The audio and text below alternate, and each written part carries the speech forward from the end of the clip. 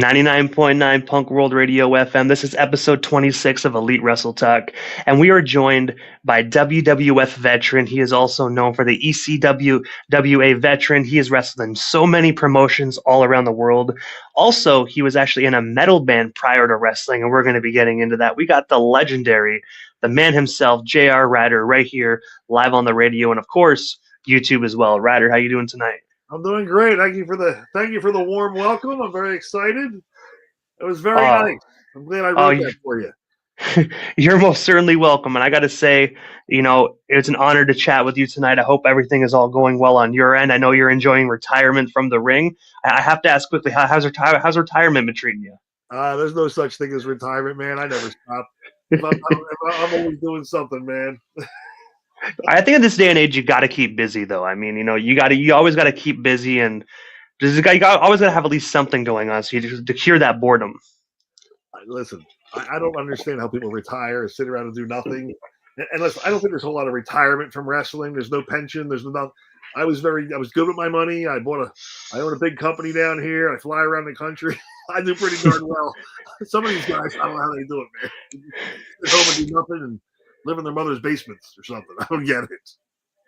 I think what happens is they get the lifestyle. They get from wrestling for $20 and possibly a hot dog after the match, to making like $5,000, $10,000, $20,000 a match, and then they think it's going to last forever, and then something happens and all their money's already gone. So I had this conversation earlier on another podcast, and they were talking about the money, and you're right. They do think it will last forever.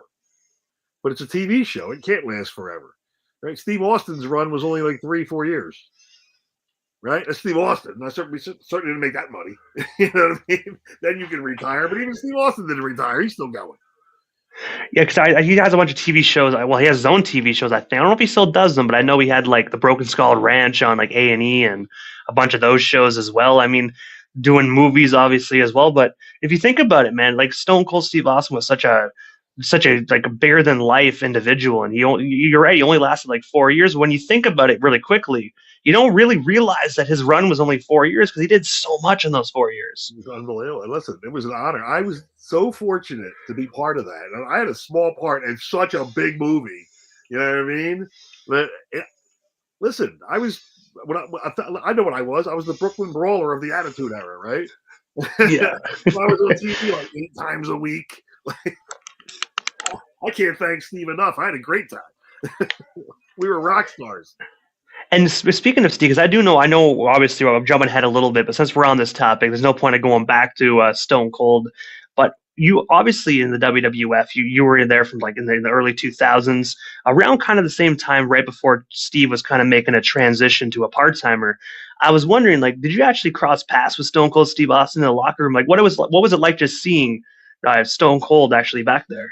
Stone Cold was a great guy. I started actually in 1997 was my first match there. I think I wrestled Dan Severn on TV the first time in 98. But Austin was always a really cool guy, but a funny cat. I never had a whole lot of interaction with him because he was always with Vince and whatnot doing his thing. I had put him in a coffin and pushed him to the ring.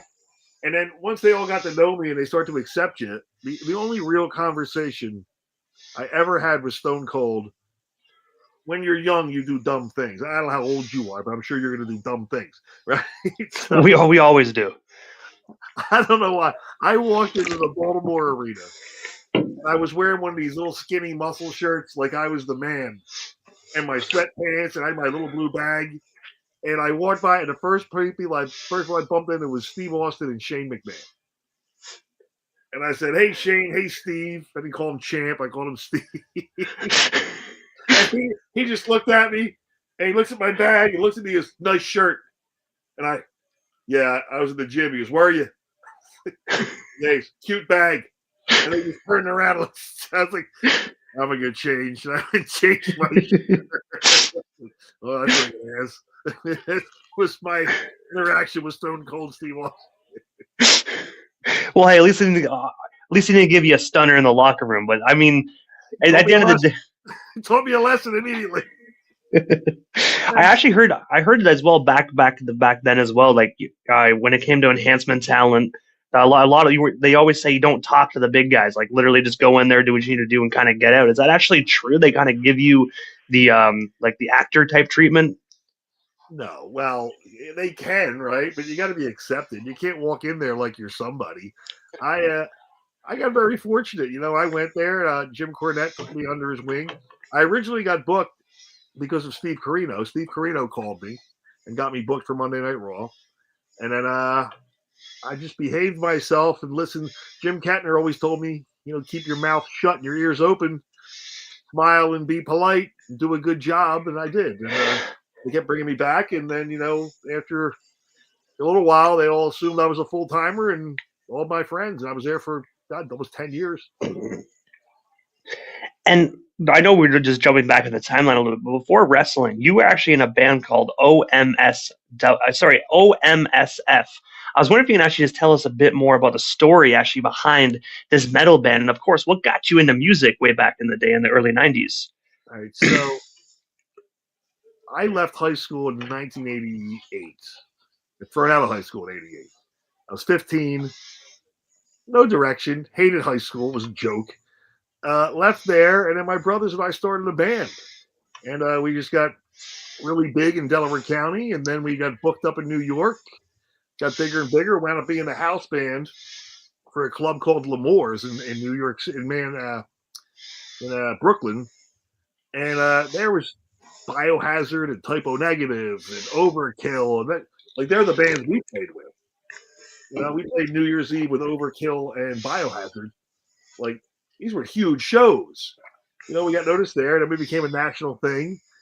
Hung out in the music scene for a long time. In fact, I'm going to take credit for this, and if someone can prove me wrong, please do. From the time I was 8 years old, I've been saying the phrase, "How You Like Me Now." And that was our first single on our album, The Lords of Metal. You can find it on YouTube. I challenge anyone to tell me I didn't come up with that phrase. It's on my album, and even Bob Holly had to acknowledge it when he started using "How You Like Me Now" in WWE, and I pulled my album out. So it was a great time, man. I get to play with Ozzy and Overkill and Biohazard, Ace Frehley, and travel all over the country. It was awesome, man.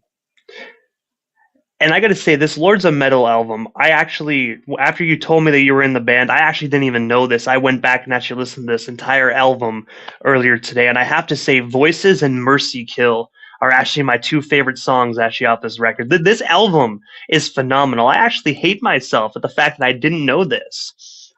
Dude, I love the album. I'd like to remix that album. I don't like the mix on it.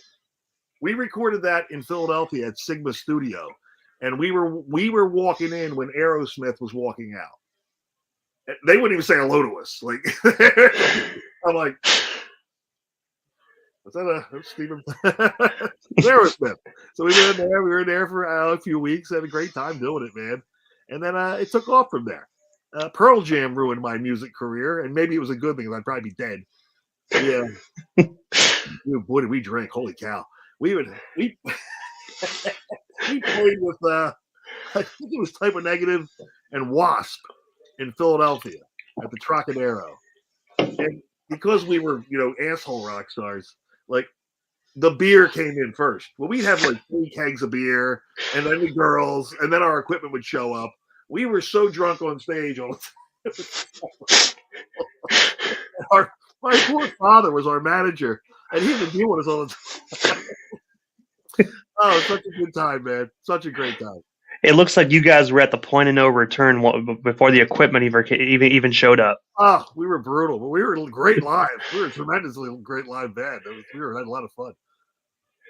And I also saw as well the label that you guys were actually signed to was Ivory Productions as well. How did you guys ultimately get signed with Ivory?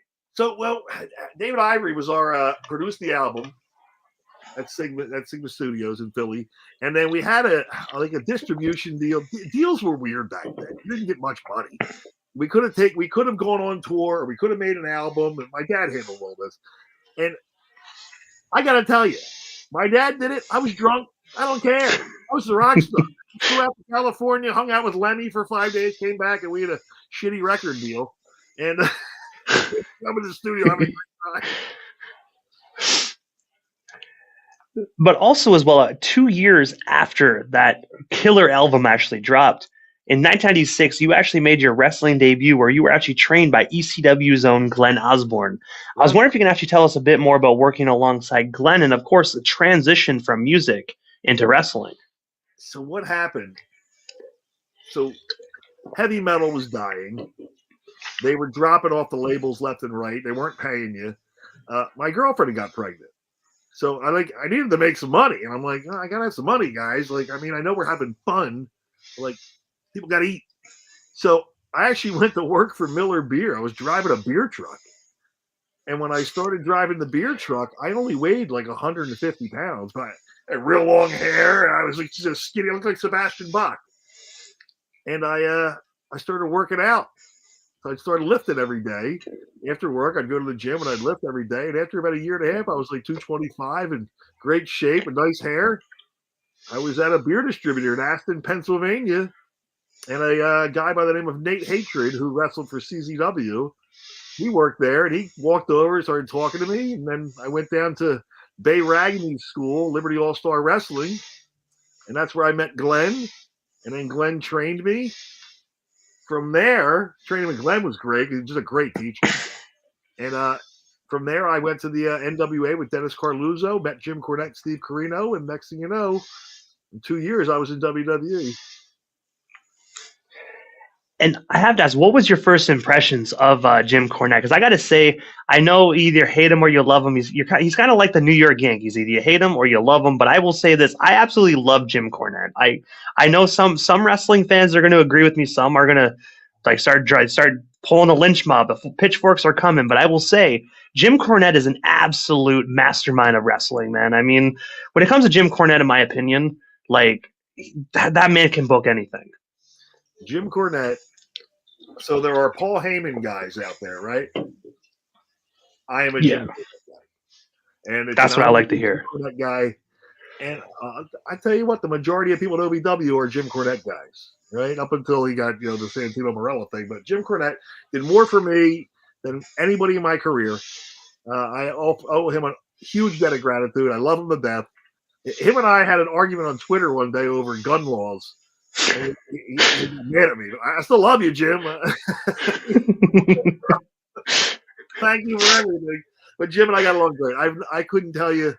I never had a conversation with Jim Cornette where we weren't just laughing our asses off. And even when he would get in the ring with Jim Cornette, whether it was ECWA, OVW, or WWE, dude, even the way he would tell you to get in the ring, like everything meant something. Everything. Like even my entrance, he made it special. I ran to the ring at 100 miles an hour. No extra did that until I did that. They'd walk down to the ring scared to death. I ran to the ring at 100 miles an hour. I spin on the ropes. Like I made it a show. And I think that's one of the things they liked about me. And I got to thank a lot of that for Jim Cornette. And then Kevin Kelly. Kevin Kelly was my boy too. After Jim. And I have to say, one thing I absolutely love about Jim Cornette, he has an absolute obsession with 7-Up. I actually watched one of his old shoot interviews, and I'm telling you, this man was pounding back 7-Up like an alcoholic with a beer. He 7-Up, and he won't fly anywhere. He drives everywhere. He will not get on an airplane.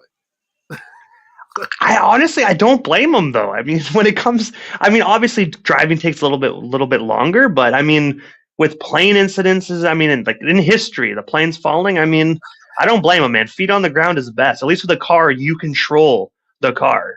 I guess. I don't know if he's afraid to fly or just hates people. I think he might hate people more than he hates flying. But great guy. Listen, great guy. Wonderful to me. Taught me so much, so fast. And look at all your stars that he made. Man, he made Brock Lesnar. He made the Bashams. He made Kurt Angle. All those guys, they're Jim Cornette guys. All of them. And 2002 OVW was absolutely stacked as well. You had, because I know I heard stories about Jim and Brock Lesnar. I think Brock Lesnar disrespected his wife or something like that. And Jim stood up and just said, "You disrespect her again, I'll shoot you." I don't know what he said. I'm never part of it, but I think Lesnar was like joking around. But I will admit, though, the fact that even that just shows how much balls Jim Cornette has. Just to look at Brock Lesnar and be like, "I'll shoot you." Like, I will admit, I would look at Brock and be nice and be like, hey man, can you please not like talk to my girl like that? You know what I mean? But like, I'm not gonna lie, because I know Lesnar would rip me apart, rip my arm off, and beat me to death with it. But I mean, Cornette has balls to be like, look, I will boom, boom, boom. You know what I mean? Like, so shout out to Cornette, the man with the brass balls. To this day, I have never seen another human being built like Brock Lesnar in my life. He is a Big Show is a big, gigantic human being. I would fight him, 6 of him, before I fight Brock Lesnar. I have never seen a man built like that. His arms hang down past his knees, and I'm a country farm boy too. I had the pleasure of having breakfast with Lesnar one day. This is when he first got there.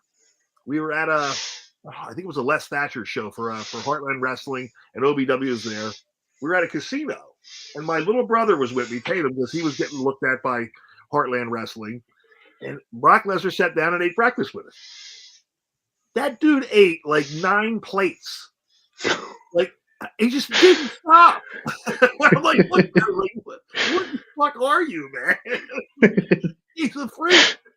What a cool dude, man. What a great guy. He had that Andre the Giant type breakfast, man. Oh, dude. It was ridiculous. Because how old was he then? He was what, like probably 18 or 19 at that point, if I'm not mistaken? He was probably in his early 20s, I guess, when I met him. Well, when did he win the title? He was 26 years old when he won the belt. He was probably 24. Oh, okay. I was gonna say he was probably still a growing boy, but at 24, you're already grown, man. So I mean, around 2000, 2001. That's right when he got there. He wasn't there long when I met him. And Shelton Benjamin's another freak of nature. Honestly, he's still going hard in the paint today. I saw recently his match with Ricochet on AEW. Ricochet versus Shelton Benjamin, and I mean, he still moves like he's 20. Like I hope when I'm his age, I have that type of athleticism. Well, I am his age, and I don't have that type of athleticism. We were in the ring one day. It was me, Eddie Guerrero. I guess Chavo was there, and Shelton Benjamin jumped backwards to the top rope. Backwards. And we all just looked at him like, what? Did that just happen? And then they're reversing him, and he's jumping back like it's nothing. Backwards. Amazing. Both of them. And they both went to Minnesota. They were a great tag team. And also as well, I actually know you are also known as an ISPW original. Looking back into the late 90s, what was it like actually working for Independent Stars of Professional Wrestling? So that's Tommy Fierro, and I'm going to give Tommy all the credit in the world. I just talked to Tommy last week, too. In fact, my last show ever was for Tommy. Not this past August, the one prior, August 23, I guess, 24, there's 24, August 24. Dude, what a great promotion that was. Tommy had just the gift to pack arenas. And he would run down to Wildwood, the Wildwood Convention Center, every Thursday. And there wasn't an open seat in the house. He would pull 5,000, 6,000, 7,000 people and pack that place. It's amazing job. Tommy Fierro is one of the best promoters out there to this day. And he's still going strong 26 years later. But it was great, man. And the talent pool back then, I mean, you look at Jersey Wrestling now, Jersey Wrestling men, you had me, you had Steve Corino, you had Simon Diamond, Crowbar, the Misfits. I mean, dude, it went on and on. Chris Candido, half the ECW guys. It was just insane how good the Northeast was. So you had to excel, or you were just getting eaten alive. And also, speaking when we're still on the topic of ISPW, I dug through the crates and found some footage from March 20th, 1999, where you actually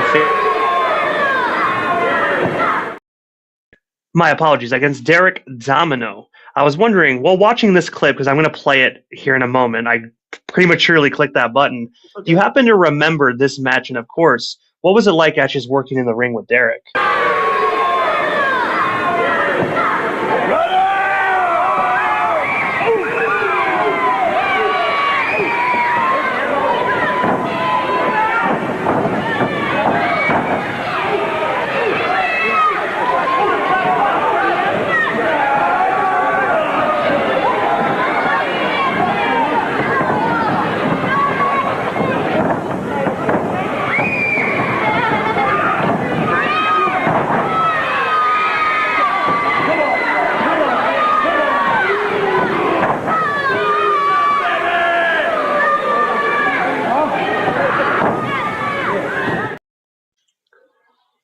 Good old Derek. I loved wrestling Derek Domino.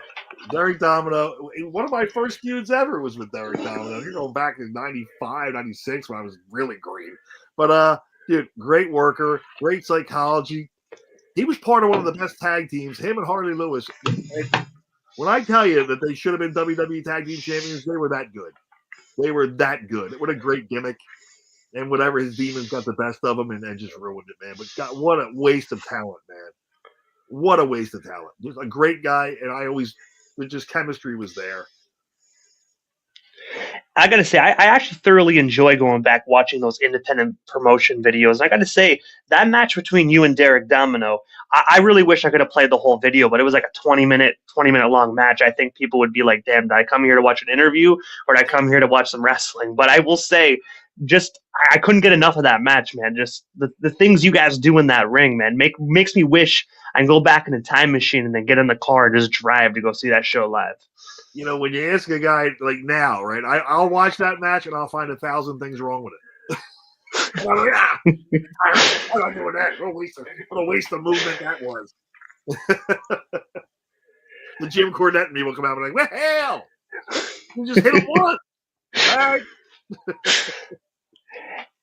And also as well, because I do know, like, as we briefly spoke about at the beginning, you got into the WWF and you did a bunch of matches on like Velocity, Jacked, Raw, SmackDown as well, where Steve Corino actually got you the start in there. But I was wondering if you could tell us a bit more about how Steve Corino actually made that happen for you. Because I mean, at the end of the day, being able to get that opportunity to work in the World Wrestling Federation is just amazing in itself. Okay, so I'm going to tell everybody this who's listening, right? What you do today will affect you 20 years from now. So always be cool, man. Your relationships, they matter. So don't be a dick to anybody. I get along with everybody, man. If I don't get along with you, you won't even know it. I'll just walk away and be cool.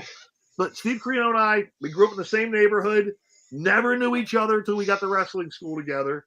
And, dude, he always had such a good mind, man. Such a good mind for the business from Jump Street. He had done some darks. I was just sitting home one day and he called me. He's like, hey, what are you doing Monday? I was like, I'm working.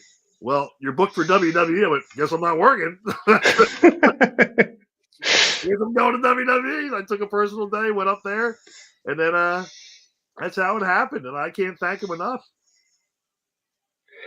And I got to say as well, someone like Steve Corino in your corner, you can't go wrong with that, man. Steve Corino is an absolute legend. Steve Corino has had a wonderful career, and you know, I don't like the premise of NXT because I don't think everybody should be trained exactly the same way because I think it gets stale and boring. But Corino being there to train that next generation, I know they're going to have great the ones that listen will have tremendous psychology because he's worked with the greatest of all time, and he's wrestled Dusty and over in Japan. I mean, he's got such a wealth of knowledge, man. Just you can sit here and talk to him all day long about psychology and still not get halfway through it. They have a really, really good opportunity to learn from one of the greatest minds in the business, and I'm proud of him, and I'm glad he's doing well. And I'm proud of his son. His son's doing really well too. And also, as well, you had the opportunity to wrestle the late great Viscera, then later on known as Big Daddy V. I was wondering if you can actually just tell us a bit more about wrestling that big superstar, because I will tell you, Viscera was such a freak in nature back in the day, man. I don't know, like people used to get their skin used to crawl when they saw Undertaker. Me, when I saw Viscera back in the Attitude Era come out with like the eye contacts on, I'm not gonna lie, man, I'd be like, God damn, that guy's a beast. I had wrestled him on the Independents when he was Mabel one time, and we had so much fun. Then we came up with comedy spots and just out of the blue in the middle of the match. And then getting the opportunity to wrestle him in WWE, Nelson was such a good dude, man. And he was one of the guys, he had no ego, man. Like, some of these guys, like Test, for instance, right? And I'm not bad-mouthing the dead, but Test didn't want to give you anything because he thought it would hurt his character. Viscera knew you weren't going to hurt his character. Like, he almost let me slam him. And I'm like, dude, there's no way I can slam you. He's like, it's going to be hilarious. I ain't slamming him, bro. You're going to fall on me. But he gave and gave and gave. He was a wonderful guy. I loved working him. I didn't like taking his spin kick. But You watch the match, and when I walked through the curtain there, I think it was Vince or Tom, it was Bruce Pritchard. He's like, he goes, "Good Lord, Ryder, what are you, Superman now?" I'm like, "I'm over, Bruce." But awesome experience, man. Always a funny dude. I gotta say, amazing wrestlers like him. It's so sad to hear that Viscera's gone, man. There's so many legendary individuals like him that have passed on, and you just kind of think about like what would they be doing today if they were still alive, man. Definitely rest in peace to Viscera. Well, one of my favorites from the Attitude Era, no doubt. Funny guy. You know what? Him and Teddy Long were just two of the funniest guys in the locker room, man. And I don't know why, but like Teddy Long would give Viscera Viagra all the time. Viscera never had a girl with him. He was just like, take Viagra. I don't know why. What are you doing? Smart. I don't know why. And Teddy Long was like, all right, whatever, man. All right, player. I feel like honestly I shouldn't really be asking this personally because I mean it's just we're two guys talking, but I have to know, man. Viscera was a big guy. Did one blue pill actually work? I mean, like that's what I'm wondering, man. Like, you know what I mean? Did one blue pill actually work? Because he was I think he was like 450, 500 pounds, if not more. He was over. They had a scale. They brought a scale in as a gag because they wanted to get Big Show on it. So they had this scale, and they were getting everybody on it because they wanted to see how much Big Show weighed because no one really knew. So Viscera got on it. I think he was like 490. Ooh. Oh, he was up there. And then Big Show, I think they finally got him on. He was like 425 or something. I think he was 500. But the Viscera was almost at 500. And listen, ultimately, you know, it caused his death, I guess. You know, he had a heart attack or died in his sleep. But man, what a funny guy.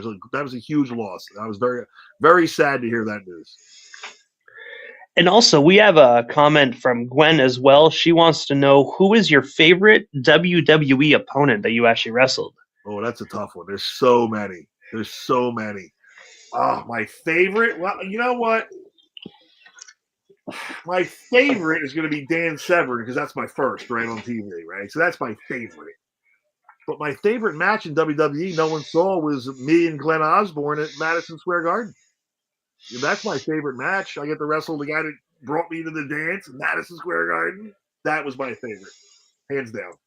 But I've wrestled all of them, you know, like, God. And I'd wrestle guys. I was the king of the dark match. I wrestled all the guys that were coming up. So all the indie guys. And I'm 100% sure I wrestled Dean Ambrose in his first match ever in WWE. But he had pink hair at the time. And I'm 100% sure it was him, but I forget. I'm 100% sure it was him. It probably was, because I do know a lot of the wrestlers back in the early 2000s that are actually really big in WWE years later, like Brian Danielson, Daniel Bryan. He was actually, I believe he was on Velocity in 2002 or something like that, if I'm not mistaken. So a lot of them slid through Velocity to kind of do their tryouts. Well, I had wrestled him, God, years before he even got. He was trained by Shawn Michaels, and he was in EC. He came to ECWA with right around the same time as Low Key, and they put me and JJ Johnson. We were a tag team, very popular tag team, and they put us against those guys.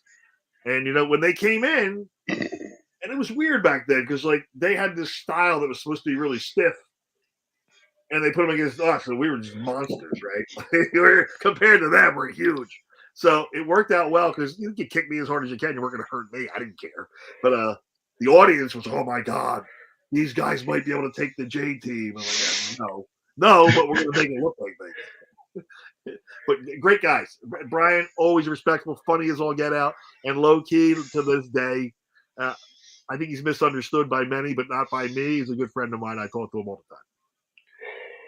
And also, as well, while we're on the topic of favorite matches, my favorite match that you actually did, and I remember I tried to find the footage for this match that I could actually air just during this broadcast. But when it comes to Jacked and Velocity, sometimes some of the matches are hard to find. So I just got to bring this up.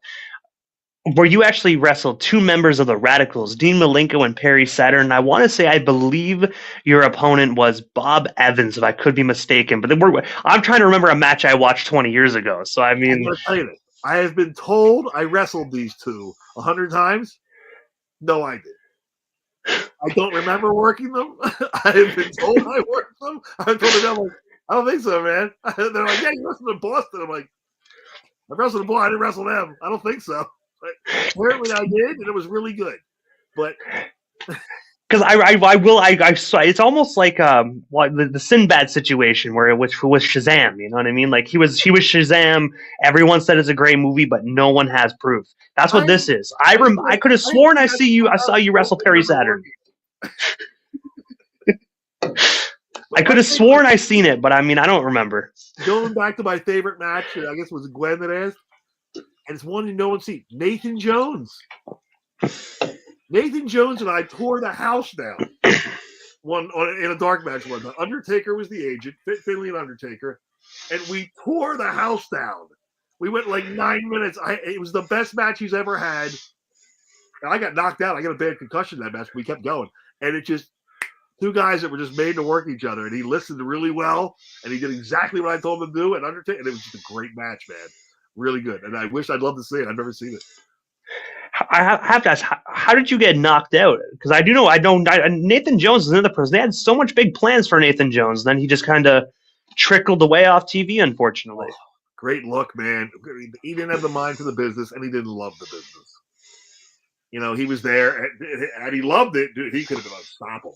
But he got me with a spin kick. I had my arm up, but he's just so damn strong. He kicked right through it. So it just got me. Just, you know, it happens. It's not ballet. Do you remember finishing the match after that? Because, I mean, a Nathan Jones spin kick would just knock your lights right out. So that match actually led to the following, my next character after that. So as he was waking me up, he was shaking me, like trying to make it look like I wasn't knocked out. I finally came back too, and he starts saying, he looks at the ref, he goes, he's okay, he's okay. Well, that's stuck in my head, he's okay. So as I was driving home, I was thinking about Evel Knievel because he was always okay. So after I stopped the J.R. Ryder character, Kenny Knightle was born, which was the world's greatest stuntman, and it said he's okay on my ass. And we only did it once or twice in WWE, and then they tried to give it to Jack Bull down at OVW, and I protested. They took him out of the outfit and killed the character. And I also read as well, speaking of like changing personas and gear and whatnot, I also read that JBL, John Bradshaw Layfield, actually told you at one point to change your gear. I was wondering if you can actually tell us a bit more about that situation. And of course, why did he want you to change it originally? Right, so that's when they were doing the original Acolytes before the APA, and they were always all in black. And he came over very nice. It was the first time I ever met him. And he came over. I was talking to Gangrel, and we were just shooting a breeze, and he walked there and tapped me on the shoulder. And he said, "Hey, can I talk to you?" I said, "Sure." And he just said, "Hey, would you mind, taking that off? Because you look exactly like us." And I'm looking at him up, and I'm looking at Ron. I still don't look like Ron. You're 8 feet tall, but I was cool. I said, "No, not a problem at all, Bradshaw. I got no issue doing that at all." I tell you what I'll do. I'll go put on my blue outfit if that's okay with you. And he was like surprised that I wasn't a prick about it.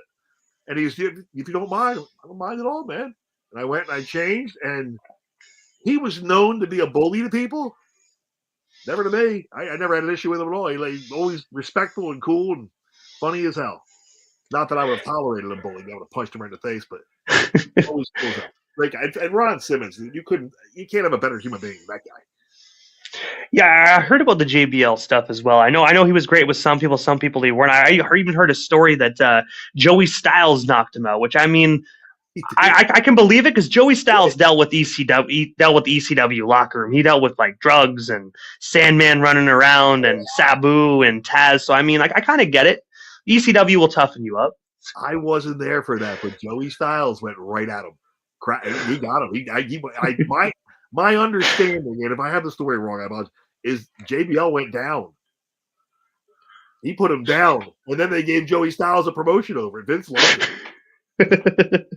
Well, Vince probably realized JBL deserved it for whatever happened. He's probably like, you know what? He deserved it. You know what I mean? Want a promotion? I mean, it's not every day you punch your coworker out and your boss is like, you get a promotion. You know, if you punch Vince out, he'd give you more respect. He would. Guys have done it.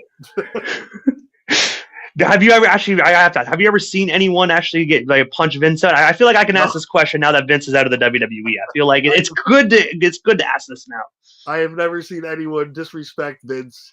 And honestly, Vince was always so good to me. And Stephanie, and listen, Stephanie and I got along so well. It was what a sweetheart she is. And Shane was always a cool guy. And I met the wife a bunch of times. She was lovely. I never saw any of these horror stories of the Netflix show. The man was funny as hell. Just do what he asks you to do and you'll be fine. No problem. And you can even screw it up as long as it's funny. He doesn't care. Because I even heard stories, like, obviously this was like way back in the day, but I heard a story, but like, speaking of like funny, I heard a story of Owen Hart ribbing Vince and putting like cow manure in a pig or something like that in his office. Dude, there's actually like a photo of it. Dude, Owen was the greatest ribber of all time. When I first got there, the first one that really talked to me was Owen Hart. Because now I had the long hair at the time, and I looked very similar to Ulf Herman from ECW. So Owen walked up next to me and started speaking German. And I started laughing. You think I'm Ulf Herman, don't you? And he goes, "You're not?" I went, "No, I'm not." I introduced myself. You look just like him. I went, "Well, he's bald. But other than that, I look just like him." Well, he is bald. Oh, yeah, he is. All right. So, and I guess it was that show or the next show. And I asked Carino about this last week, actually. Because I wasn't sure if it was him or Jimmy Cicero or Pat Kenny last time or who it was. We went into the locker room right to get changed for the show. And I opened my bag, and somebody else's gear was in my bag.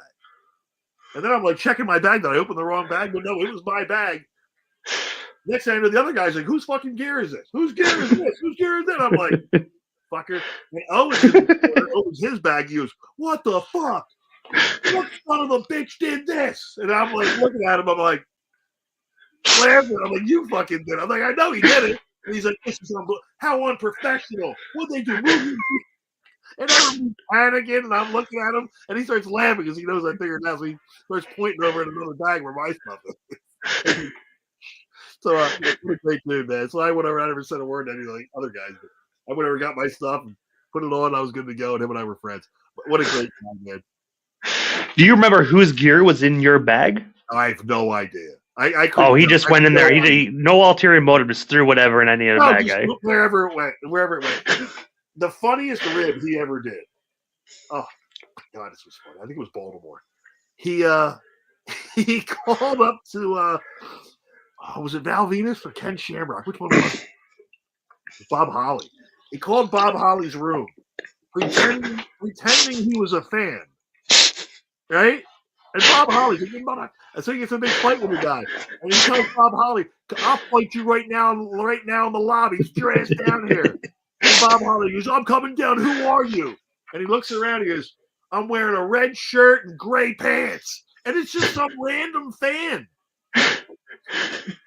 Here comes Bob Holly to kill this fan. Fucking dove in the middle of it. Bob was going to kill that fucking guy. It was so funny. Just pick some random dude. Were you actually there for that, or was that just a story that was told through the locker room? It was in Baltimore. It was in Baltimore he did it. It was the funniest damn thing you ever saw in your life. And I'm sitting there, I'm like, what is he doing? What happened here? And I mean, it's Bob Holly, man. So Bob Holly was a tough son of a bitch. So I will tell you, he definitely would have killed that fan if Owen didn't jump in. Poor guy was in his pants. He's looking at me. I'm wearing a red shirt and gray sweatpants. Grab the guy in the face.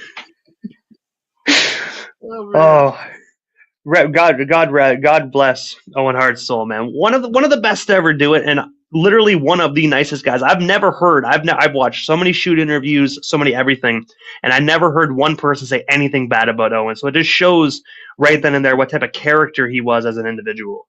All he did was laugh, and I don't want to call him cheap, but he wouldn't get hotels, he wouldn't rent cars, he would stay with fans. Like, he was saving all his money for retirement because he wouldn't take care of his family. So I mean, that's kind of smart though, because a fan would give you an extra room just so they can brag and be like, "Guess who stayed at my house last night? Owen fucking Hart." You know what I mean? Like I will admit, I would fall for that. I'd be like, "Yo, you want my couch?" Like, I would just stand there for a second and be like, "What the fuck is going on?" Like, Owen Hart's at my house? What? Good for him. Saved all his money. It was just terrible what happened to him. But also as well, one of my other favorite matches you actually did was actually where you actually wrestled Mr. Ass Billy Gunn. I was wondering if you can actually tell us a bit more about that episode of WWF Jacked, and of course, what was it like just wrestling one half of the New Age Outlaws? So, what you didn't realize in that match is I'm the first person to ever kick out of the Famous. And what an honor that was when they gave me that. I'm like, really? They're like, yeah, you're kicking out of the Famouser, and then he's going to hit the new finisher on you later. And I'm like, oh my God. But like, even like the next day, Paul Bearer sat down with me as well. I guess you're accepted. Kicked out of the Famouser, didn't know? Yeah, wow. He was very happy. What a great guy Billy Gunn is, man. And the dude, he's in the same shape now. He might be in better shape now. Like, he is jacked. Dude, what a great guy. Smooth. A leader. He walks you through. He teaches you. He was a great guy, man. And then he watched that match with me twice, all the way through. And do this differently, do that. It was so good, man. So good. Such an honor, man. Great guy. And I remember watching that match as well, because I do have the footage as well, but I feel like the WWE would boot this interview off YouTube, so I don't even want to risk it. After I loaded it, I was like, wait a minute, they might boot it. But at the end of the match, Billy Gunn looked like he was super pissed off. Like, was that just part of like the gimmick because he kicked out of the Famouser, or was he actually pissed off at the end of that match? No, not pissed off at all. He'd be a big hug in the back, man. I'm never pissed off. He's a great guy. Gotta say, one hell of a great actor though, because you can tell he was stiff, like you mentioned, and even at the end he looked angry. But I mean, it kind of makes sense, because if the first person to kick out of the Famouser, you gotta make it look like you're angry that your opponent kicked out of the finisher. I couldn't believe he let me do it. I was shocked. And also as well, May 13th of 2003, you actually wrestled Chavo Guerrero in a dark match on WWE Velocity taping number 52. Looking back 22 years ago, man, from what you can recall, can you tell us a bit more about that match? And of course, what was it like just working with one half of the Los Guerreros, Chavo Guerrero? Okay, well, I'm not sure what you're looking at, but that match lasted all of 17 seconds. Because Chavo Guerrero tore his bicep on the lockup. And then he went for an arm drag. He sat in the back doing those freaking rubber bands, getting as big of a pump as he could because I was bigger than him. And then when he went through the arm drag, he tore his bicep. So I beat him in like 12 seconds. But I didn't want to beat him that way. And I think they put it down as a draw. And I'm like, no, man. Like, tapped out. So, I beat Chavo in what a record time, but I didn't want to go out that way. I was staring at him from the side of the ring. God, who was the ref? Was it I forget who the heck it was. But anyway, he came over. He said, we gotta do that spot again. It didn't look good. And I was like, well, he disappeared. Something's wrong. And I'm looking at him. I'm thinking, hell, I can do two things. I can leave the ring and go to the back, or I can go beat the crap out of him right now because he's a Guerrero and make him finish the match. And I chose not to do the latter. I left the ring. Hindsight being 2020, I should have made him finish the match. Because he's a Guerrero who'd have made it through, and I should have let him I would have put him over. But I got in the back, and Eddie Guerrero was staring at me, and I'm like, I ain't cleaning this one. And I felt like dirt. I went into the locker room, and Roddy Piper and the Legion of Doom sat down next to me. And the Legion of Doom, they couldn't have been cooler. They're like, all right, let me tell you about that. And they're like, he tore both his biceps in a match, and then did this, and blah, blah, blah, blah, blah. Don't feel bad. You didn't do anything wrong. We all watched it. And I'm like, dude, I'm going to have tons of heat. And he was a tag team champion at the time. So, like, he got hurt working me. I felt awful. And then Roddy Piper sticks his head in, and he looks at me and goes, what are you worried about? I went, I just feel bad. He goes, you should have ripped both his fucking arms off. All right, man. Then, I guess they took him to the hospital and he had surgery. I called Al Snow the following day. Al Snow didn't know. I told him what happened, and he gave me Chavo's number. And I called Chavo, and I told him I was thinking of him, and to call me back, let me know how he's doing. And then I saw him about a month later in the show, all bandaged up, and he told me he watched it. It wasn't my fault. I was like, I appreciate that, man. And I obviously, Eddie was backstage when he seen that. Like, was Eddie upset when you walked back through, or did Eddie kind of understand that things happen in professional wrestling? He didn't. He didn't know what happened, but he was concerned for his cousin. I don't think he was mad at me. He was mad about the situation because they didn't want to do the match. They didn't want him to have it because they were doing, I think, a ladder match that night with Charlie Haas and Shelton Benjamin. So I don't know what they wound up doing. I think they wound up saying that he got hurt in Europe and they had to drop the titles or strip him of the belts at some point. But they were red hot at the time, man. It was just a bad timing, and I really wish it hadn't happened. And while we're still on the topic of Eddie Guerrero, because I do know obviously that this was probably not the best moment or memory of Eddie Guerrero after that incident, but I do remember you were in the ring. I mean, you mentioned earlier on in the interview how you were in the ring with Shelton Benjamin, and he was doing some crazy flips onto the top rope, and Eddie was in the ring as well. I have to ask if you can just tell us a little bit more about just being around the late, great Eduardo Gory Guerrero, and of course, your favorite memory of him, man, because I will admit, Eddie's my all-time favorite wrestler, and it's so sad that he passed away at the young age of 38. He made it look so easy, didn't he? Like, he did.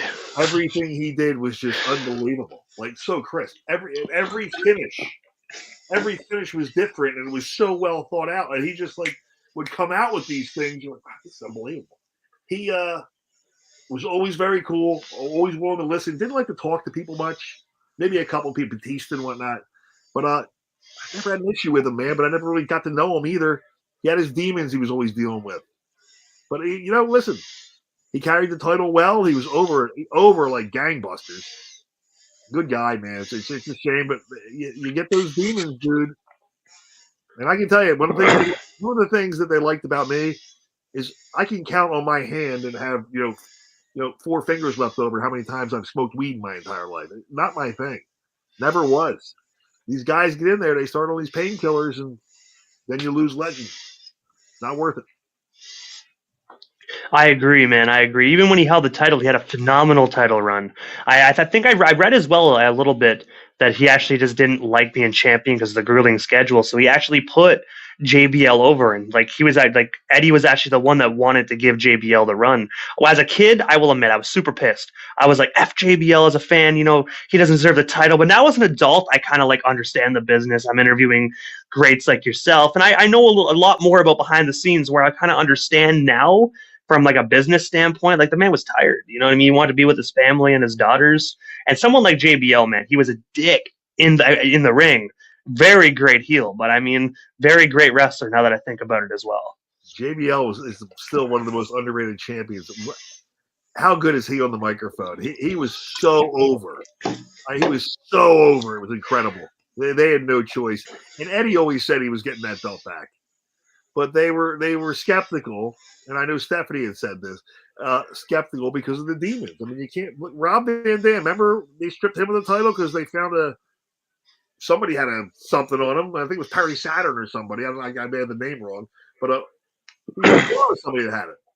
And they took the belt right off. They don't want that attached to that title, man. You got to be straight. Unless you're Steve Austin, you'd be drunk all the time. But other than that. And when you actually said they're skeptical, did you actually hear Stephanie and them actually talk about Eddie and the second run title? Did you hear about that actually yourself, or is that just something you heard through interviews? She said it openly in interviews. They said it backstage. And you talk to these people, you know what's going on.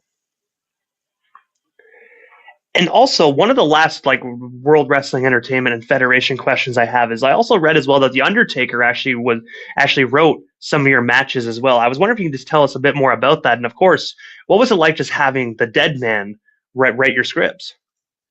So there's 2 guys. There's always the 2 guys in WWE that you wanted to meet, but when you met him, you were kind of starstruck. One, Vince McMahon. Because he's the be-all, end-all, right? You get on his band side, you're never getting anywhere. The other's Undertaker. Undertaker was the only one that could tell Vince what to do. That guy ran the locker room. To this day, he still does. He's the man. Most respected guy in the history of the business. Well-deserved. The greatest character in the history of the business. And, dude, just being in the ring with him, it was amazing. He was my producer for the Nathan Jones match. We were putting it together, and he was he's asking my input, and I'm like, I can do this, man. I can do whatever you want to do. But so he put it together, and then I threw in myself, well, let's do this and this. He's like, you can do that? Oh, yeah, I can do it. And then I got backstage and, gave you a big high five and a hug. Great job. It was an honor, man. He's a legend, man. He's Cool Hand Luke. And also, you were actually a part of the wrestling stable called the Mercenaries. I was wondering if you can actually just tell us the story behind the Mercenaries, and of course, how did you guys all come together to form this phenomenal stable? Now, this was ECWA, right? So Yeah. it was actually, so the birth of that was the Connecticut Connection, which Kevin Kelly had come to ECWA and wasn't planning on doing anything. So I had turned heel on Cheetah Master, and just by the grace of God, I was on TV. So I guess it was Saturday night against Godfather, and Kevin was announcing and just train wrecking me all through the match. So then the following that night was the ECWA show he was at, and then he talked to Kettner. He wanted to turn heel, so he wound up refereeing my match against Cheetah Master. He turned heel on Cheetah with the famous middle finger. I get the win, and he becomes my manager. And then Inferno Kid, Danny Jamundo, who signed as a developmental deal later on, it was him and I as the Connecticut Connection. And next thing, we blew up. It was in the independents, a worldwide phenomenon. We're in every magazine on the cover. We were everywhere. And that's when it transformed because WCW had called me. So they were scouting me, and WWE, I was like going back and forth, so they weren't sure if I was staying or going. So now in come the Haas brothers, Billy Fives, and Rick, oh God, I forget his name, big guy. They bring them in as the Mercenaries. So it was the Connecticut Connection that transformed into the Mercenaries there in ECW. And also as well, because we obviously, you retired from the ring in 2015. It's now 2025, which honestly, I will admit, 2015 feels like it's yesterday. I can't believe it's been a decade, but 10 years has went by since your retirement. I was wondering for the fans that are actually wondering about your retirement this past decade, what have you been up to in the past decade? And of course, I have to ask this because I had so many fans message me when they saw this flyer. Are there any plans for you to step back in the squared circle one more time and kick ass like J.R. Ryder used to always do? So for the past 15 years, I've been an entrepreneur. I was in sales for a long time, car business, and then I got into the home services. I own my own company down here in Florida now. We're doing real well. And I travel around. I teach big training seminars all over the country. And I have a great life. I have nothing to complain about. As far as wrestling again, I will be appearing May 3rd in Philadelphia for TWA. And Ric Flair is going to be there. Now, if Rick's got one more in him, I'm more than capable of having one more in me. But let's see if Rick actually wants to do that. I would love to do that with Rick. I got to say, I heard about that event as well. I actually work for a GNW and Hannibal TV. I work alongside No Gimmicks guy Jack Kilby. So okay, I got the invite to come down to Philly. I will admit that's my first trip to Philadelphia. So I'm definitely going to soak in the ECW arena when I walk through those doors. I'm definitely going to take I'm going to breathe in the rich history of Philly wrestling. I wouldn't breathe too deep in South Philly. Not at all, but I'll definitely take a short deep breaths. Short deep breaths. Square Garden. I will admit, I was always an ECW guy, man. I love the hardcore wrestling. So I mean, just knowing you're walking in the same venue of like so many legendary matches, man. I mean, right then and there, it's kind of like the Liberty Bell. It's in the same city, but instead of the Liberty Bell, the ECW 2100 Arena, that's the Liberty Bell to me. I was going to go to ECW with Carino and Simon Dye. And I talked to Bruce Pritchard, and I talked to Tom Pritchard, and I talked to Jim Cornette, and I talked to Stephanie, everybody. And I said, listen, should I go or should I stay here? You tell me. And they always just keep doing what you're doing. You're like the Hardy Boys. Just keep taking that path. But it just kept getting harder and harder. And you know what really did me in, but it made it difficult is when WCW got bought. Because there was such an influx of talent, they wanted to see everybody. And it just wasn't room. It's a TV show, and there wasn't enough TV shows, so they stopped bringing all the guys up. So we went from full time to part time to real part time, and then I came back. I guess in 2003, I really came back strong, and I stayed for a couple more years. And that was it for me, man. But it was a great run. I've been in some bad movies. I've got 2 other movies coming up. I'm filming one next month, and then one really, really big one, which is coming up in a few months. But it's been a good ride, man. I got nothing to complain about. And I do know there's probably NDA and NDAs involved with these movies. If there isn't, would you be able to tell us a bit more about these two films? Or if there is NDAs, just say coming soon, wait and see, because I don't want to get you in any trouble, because I do know with those movie sets they're pretty really full force on those NDAs. I can't tell you the name of the movies. I can tell you I'm playing a cop in one, and in the other one I am playing a superhero. So that's cool. All I can tell you. And I don't even know what superhero. I just know that they said superhero. Well, it sounds like both of those movies, J.R. Ryder is going to be kicking ass like he always does. So I'm super stoked to see you play a superhero and to see you play a law enforcement officer as well. That's the plan. But I have to ask, aside from the May 3rd convention in Philadelphia, and of course the two movies, what is next for yourself, J.R. Ryder? Like, is there anything we happen to miss during this evening's broadcast? Anything else you still want to touch on, talk about, or chat about? Well, we still got you here live on 99.9 Punk World Radio FM tonight. No, listen, I have really enjoyed being here. Everyone can catch me on TikTok at Ryder Big Bad Wolf. You can jump on there. And it's been a great ride, dude. I've enjoyed the conversation. I'll be more than happy to come back on and continue it with you. And, follow me on TikTok, and you can watch all my antics and see my life and reach out to me. I have no problem talking to my fans. I love it. Hey, I got to say, I definitely enjoyed the conversation as well, and I do know that that even if we did ever do a second one, we have a lot more to talk about, because we didn't even touch base on the TNA days. But I'll make sure we save the NWA TNA days for the next broadcast. You want to get a little TNA? Me and AJ? But I will say, though, honestly, I will say you and AJ, phenomenal matches. But we got to give them a little something else to guess about. We got to give them some more to guess about. I would love to have done more with AJ. We worked very well together. AJ's problem with me was I was working with Bradshaw and Farouk and these guys, and he was working with guys like Chris Daniels. So when we worked really well together. But I hit a lot harder. He had to get used to that a little bit. He didn't like it. He got used to it. So I like working with AJ. He's a once-in-a-generation talent.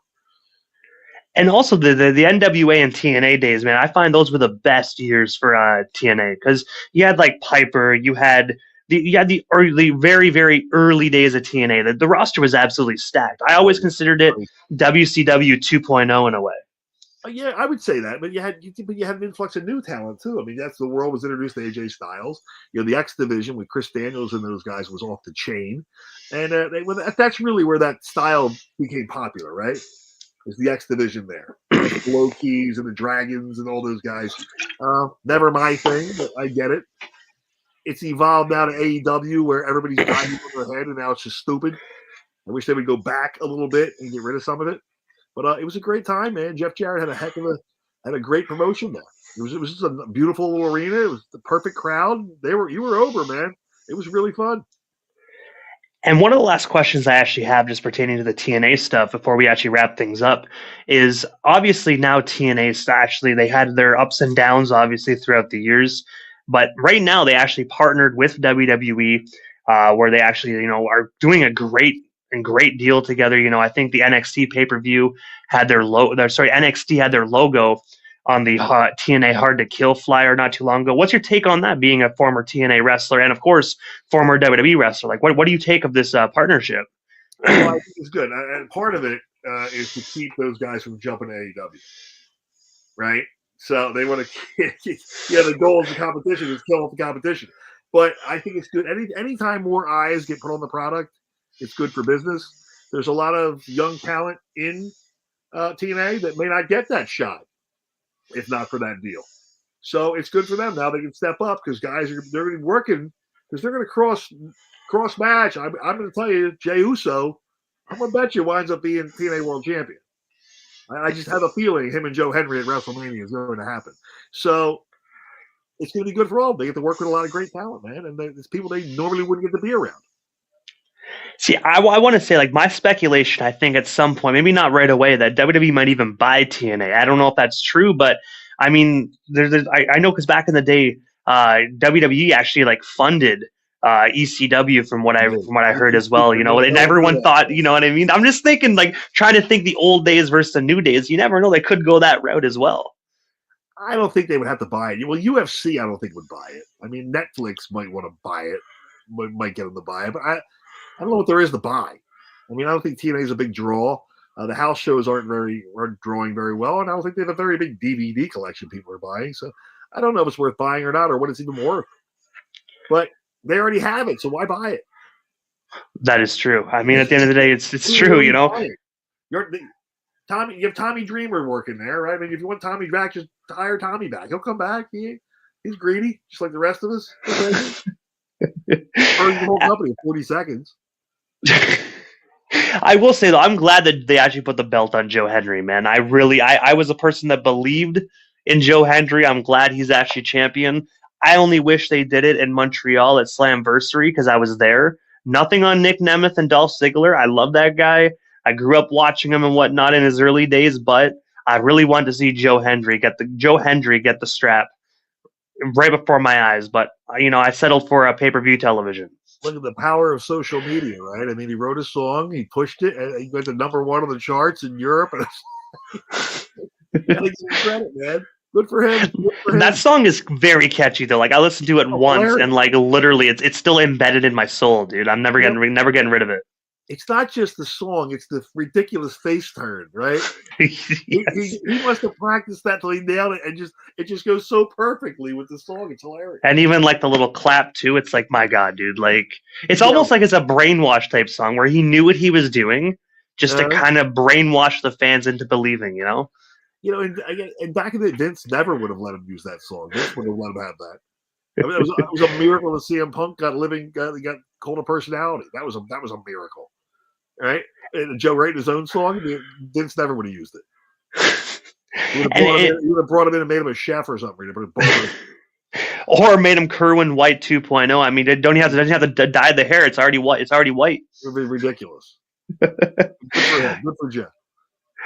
But I got to say, first and foremost, Ryder, thank you so much again for your time, man. It was such an honor speaking with you.